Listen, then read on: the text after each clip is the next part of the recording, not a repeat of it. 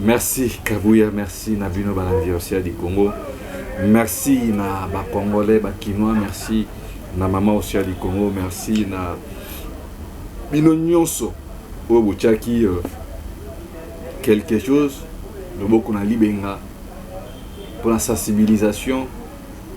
Il y a marche contre Emmanuel Macron. Tout ça l'Europe ça minute. Parce que bitumbo tozo bunda oyo eza bitumba mboka to gagner na noté mais tout ça malem ko pousse en pemeni ya ko réussir ko gagner bitumba o tozo bunda. Ndebo monaki na ba manifestation tout ça qui na ambassade de France. Fondation aussi du Congo, les amis de Bruno Mimbenga na ba bilenge bazala ki wana ebele pour na kozoma le mes ala qui passe. Apesi ba mama nyonso o be bundanaki okanisa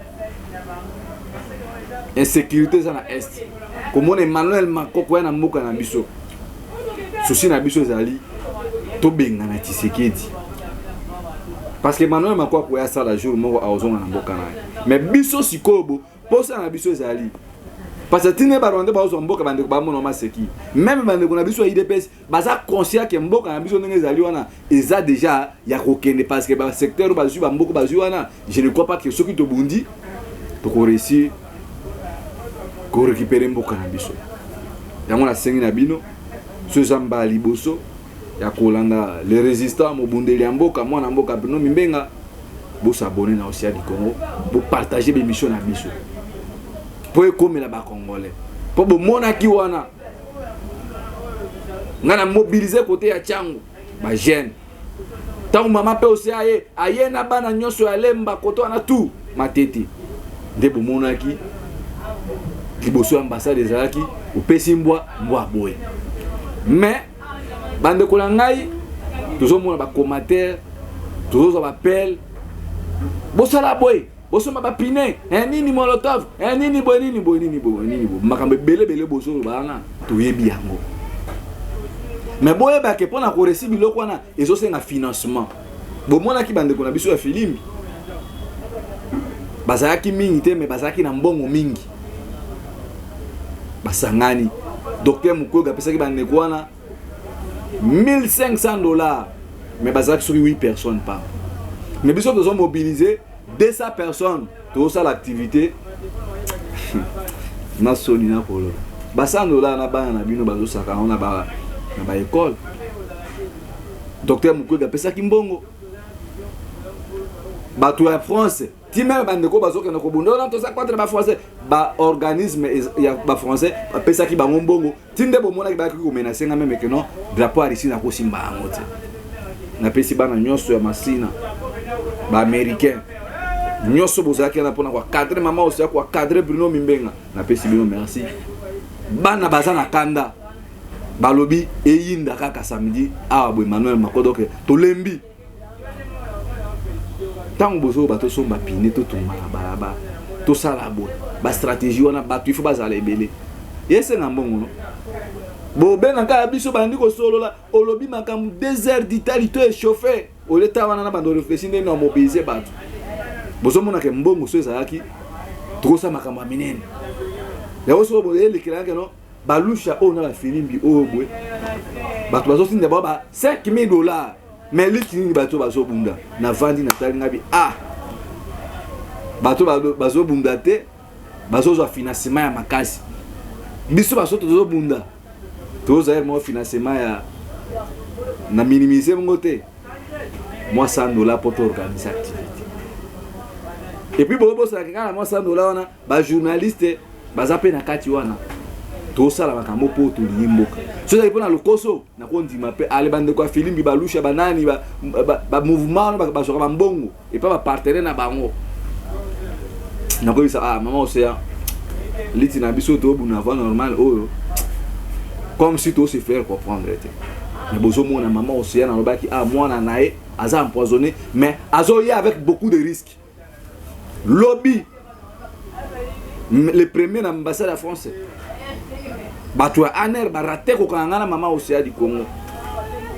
na kati wana biskato za po mona niveau complice o toza na régime ya Tshisekedi tandis que biso tozobunda pour que bango bazala bien to libérer Congo Tshisekedi to bengana to kanga to samisa pour la trahison mais bozo tinda batu ya aner bakanga ngai bakanga mama Osea po bozwani yango bozo mona trahison to nazo bakeno Tshisekedi aza traître à la République et puis boye bango élection ezalité ba leader politicien o bozo mona bango obo ngai batu ebele ba finga nga baloba n'importe quoi mais na suka boya ko pesa nga raison totel ma soulèvement populaire bana déjà bazar hotel ngai ou bien maman Osea so za mbongo to ke na pe ko luka mbongo to ke na pe ka na même ba organisme on a Union européenne to ebi ba bureau na bango to ko ma pe ke no tala boy nini boy ba parrainer pe biso ba komi ko pesa pe biso mbongo to pe ko sa ba activité na faveur na ba onde ba dengo na biso ba congolais bo mona ba mwana na ko jamais o kana ko za mbongo ya bato bazo exploiter biso na ya ko tia ngo na lichonga na so bunda po na intérêt général bande ko belé bozo singa ba $3,000 à ba 4,000 ba 500 ba 800 ba $1,000 bitumba ngo siko nga na zo mitu na vana na taka na YouTube nyoso oyo boy ya résistance bato bino otinda baba mbongo ba simba kisi ou bien eza ke non bon luka bozaka bolinga bato pona biki bato belé balinga pele au soutenir bino mimbenga te pour dans le bela kamara Adolphe Mozu non on a eu peut-être un mois mais Mozu to peut bosser ka diaboluté ils appellent ma Mozu au Mozu to ça kana Congo o boy il se va pemboka bano botini ya baba mbongo wana po bo komisa nesko o leto bundela Congo to komo bundela bato wana siko boy bako sanga na Kabila. Il semblerait que $1,500,000 et bimi pas ba kotambola les 11 biso to kotambola les 11 so ba kotambola na Kabila biso to kotambola pour na peuple pour na république to benga na Félix Tshisekedi parce que Kabila na Félix basa ba tout moko so bino boko sanga na bango et ça plus que même trésor Chilombo yango bozo mona bandeko na ngai le 11 mars toza biso tout na balabala Osea du Congo kozala bino mimena kozala bandeko misu pe ba kozala na balabala Diboso siko ya palais du peuple to ko encercler palais du peuple pour tozo mona comme si que non makambo ya bakor oyo boye ya ba Rwanda depuis Félix aloya biso bakor commerciaux toza vraiment la besoin tout le monde na no clair na makambo le 11 mars on doit insister yo muto ba oza raison non le premier to bon le 11 mars na pesi bino date a toza na activité à makasi naloba ka on émission mosusu so Kabila bengi biso tozo mbongo ngai na mbala oyo to ko nous mbongo pour to servir to libérer Congo tozo mbongo wana po bato bazoli a pe ba mbongo wana bosa bango pe lo monte $1,500,000 bitumbani bato na bozo bongo po ba misaka peuple na balaba babina ka bazongisa bana bato bakangi bango ba ba kasho ya on a bitumba libération à Congo to lembi déjà discours to lembi discours so bon na lona lo avec réserve tellement lobé za ki shon ambassade de France et puis si manabiso wana ndena zolo ba ambassade de France ça déjà assiégé ba che bana mura ba policier kokota te muto koleka kuna azate mais samedi ngai to kozala wana na ambassade de France Emmanuel Macron ba roboma biso na miso na ye et puis monde entier au monde kolongwa na biso lobby après avoir ko bika na maboko ya bato ane heureusement ba autorité a reçu bazalaki aux environs so zaki ba ngote na minute onde na obisa bino obo bongo no bakangi Bruno bakangi mama Osea bozo mona ke bato wana ba russe ba komi ko comprendre ça ça comment na biso malgré ba bilo msumo ba konzati on a osenga na bino ba Congolais bo soutenir biso ezaka na maloba courage nini lobi bakokanga mama osande barataki ba na batwana bo mona ki meme kono bakwati ba créer batu na baona kati ya loingi wana po désordre moke bima allez banya tabiso nyembes heureusement pe bitumbo biso so buna na voie normale nde toresisaki ya kolongwa place wana. Siko yo vandi na ndako yo elenge kinois okisi 28 ans okisi 18 ans ozozela nini poto bunda poto bengana Tshisekedi parce que ton matato kitata tozobundisa ba Emmanuel Macron oyo boye mais le grand problème ezali ennemi na biso na minute oyo boye mutu aye na ba Rwandais a Chilombo Tshisekedi mwana papa tient Tshisekedi parce que tant Chilombo azoba que non il est temps Kagame sakana ki na biso wana eza ba comédie Félix azosalisa biso. Est-ce que bon moi na basoda na biso bazobunda maman aussi accepte une vidéo moko basoda bazozanga même mai même sukali ba Rwanda bazozwa mboka na biso bazozwa ngo lokola donc on dirait na Congo armée za la raté bon moi ni l'habitant to pesa ki mot d'ordre les amis d'Océan du Congo fondation Océan du Congo à Bukavu banana babimi na Goma lobby ba tumbi drapeau ya Rwanda ya France au coup de biso de Rwanda drapeau en France nous on a monté na Goma le premier basangani na les amis de Bruno Mimengo donc ezaki action auto sali oyo omani Congo mobimba à part kaka bandeko na biso ya baluba. Moi je suis pas tribaliste mais ba congolais tout sérieux ba manifestaki na Lubumbashi na Matadi na Équateur na Goma kutu kuneska et sécurité ça installé permanent ba congolais ba manifestaki à part kaka bandeko na biso ya Kasa nde ba mutu ba boy ko manifester nde bozo mona wana Augustin Kabuya azo ba nini batu nyonso bata munyere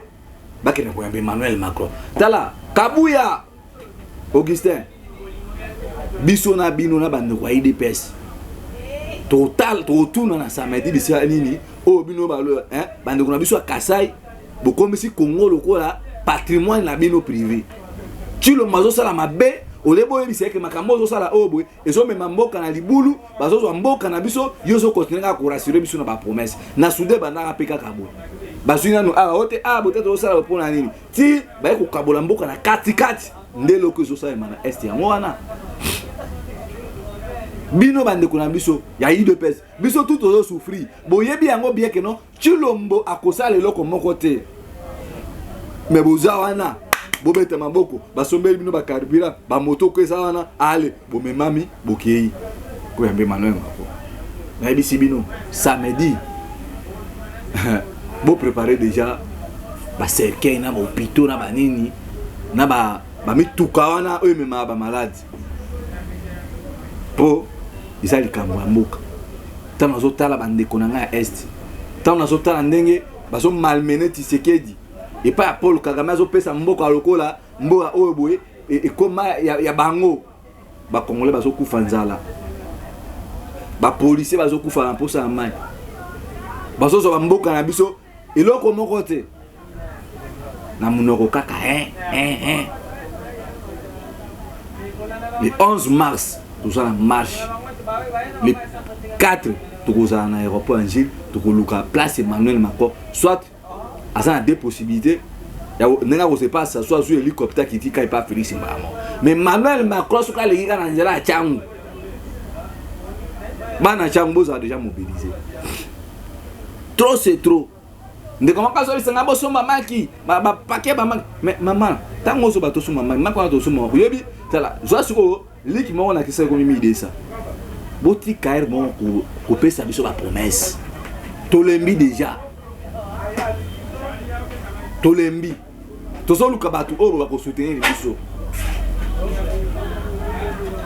bino nde balobaka na mokili elingi bato balobaka vérité te mokili elingi bato bazobunga te bino bolingi ba jeune bazokosa bino akeka ngima photo moko batindeli bino okabe bino bande kuna biso boza na diaspora bozaka sceptique allez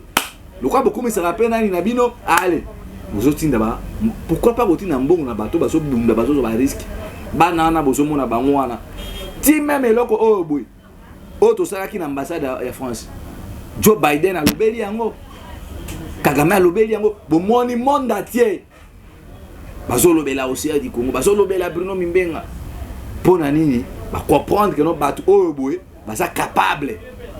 lobi so to sumbuka to ko gérer pe mboka ongala question des ozanga biso tozana ba financement mais boy bango toza clair na bino Kabila soit pesi mbongo que notre bunda pour na Congo tozwa mbongo wana to mobiliser ba jeune parce que mbongo wana ndeko servir biso pour ce côté bitumba biso. Parce que bon imaginer na mbongo tozaki na ngoma organisation mais tu réussis quand même. Le monde a parlé.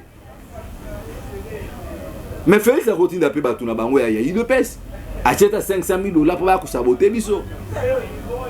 Biso zaki belete ba ko sala yango parce que bobi que non Batou wana ba forma ba kuluna na bango baza ba molotov baza ba machette banini oh Jean-Marie Lukula ça sala ka kuna. A continué d'appeler bango ba pesi bango mbongo pour ba ko saboter activité oh bitumbo biso tozo bunda na voie normale avec beaucoup de risques possibles pour na kubunda pour na mabele na Congo ba yango te. Mais bino bande ko na biso bozo boya ko soutenir biso. C'est regrettable. Yango na sengi na bino ba mama nyonso équipe pour la te. Ba mama nyonso à Londres, ba mama na nga Canada, ba mama na nga Belgique. Bo sambela pour na biso ba na biso tozo bunda pour na mboka oyo toza mboka mosute. Esu waka na osambela te mais bo soutenir bana na bino. Biso toza na bato te to kende pa bo pesa biso $1,500 nde ba Denis Mukwege ba pesa ki bato wana alushi. Eloko pe basali ba moka ba yebi bakani ba photo allez ba yeba kumisi wana ba baluki bazongi po ba yebi ke Mukwege c'est quelqu'un de l'Europe. De bon mona ki ba yaki po ba provoquer ngai ba boto la drapeau à Russie. Po biso dozana bango idéologie moko te. Boza déjà averti moto nyonso waza na bonne volonté yebi ke no ba Bruno na ba osia bazo bunda bitumba solo. Numéro na ngai eza wana bobenga biso na plus 243 81 73 11 702 plus 243 81 73 11 702 wana nde bokoki kobenga biso bokoki kosunga biso na oyo nyonso boza na yango po ete le 11 tozala lisusu ebele mobondo na balabala mpona kotalisa eke no Tshilombo dégage. Tshilombo ennemi des Congolais. Tshilombo traître. Tshilombo pareil à balkanisation. Tshilombo ami de M23. Donc message eux que ça mukolo yangwana Félix dégage le 11 déjà à partir à 8h juste Kabuya to kozana parler du peuple pour na kwa kozoba bilili et puis peuple congolais na bengisi bino déjà bobongama parce que le 11 to kozala liboso ya parler du peuple. Ezalaki wabino les résistants Bruno Mimbenga Liboka Pelipile Sila Sona Moko Motenir Bagango toujours la peur doit quitter nos esprits pour affronter le régime Oyoboy Yaba Shekula régime Oyoboy jusqu'à ce que Félix a okima Mboka Oyoboy et puis to redresser Mboka Oyoboy lelo na Mali bomoni ba longoli français comme langue nationale ba promouvoir langue na bango biso pe kozala bon ceux qui bo pesi biso confiance matondo ingeta merci.